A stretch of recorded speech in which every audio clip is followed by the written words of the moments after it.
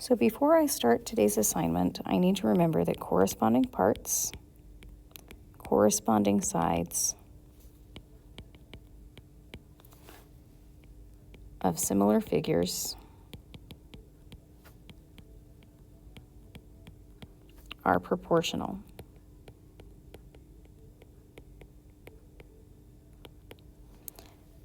So the base of the original divided by the base of the copy is equal to the height of the original divided by the height of the copy. First thing I need to do here is figure out the scale. To figure out the scale,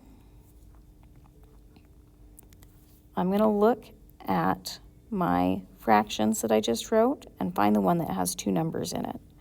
So my scale is 36 to 9. And when that looks like a fraction, I can simplify it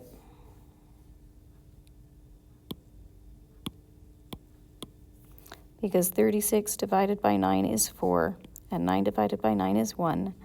So my scale is actually going to be 4 to 1. That means for every 4 yards on my original, I have 1 yard on my copy.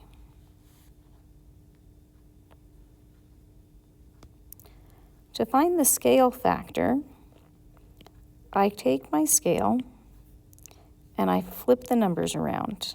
I use the reciprocal, and then I divide. So 1 divided by 4 is 1/4, so my scale is 1/4. The height of the copy is the scale factor multiplied by the height of the original. So 1/4 times 40, that's the same as 40 divided by 4, which is 10. So the height of the copy is 10 yards. So when I look at my fractions, I would have the base of the original to the base of the copy, 36 divided by 9, is equal to the height of the original divided by the height of the copy.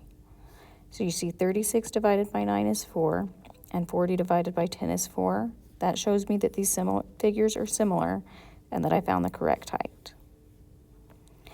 The area of the copy is half the base times the height.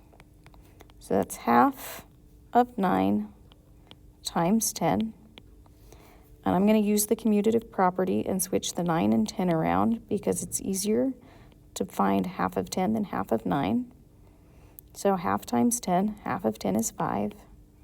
5 times 9 is 45. So the area of the copy is 45 yards squared.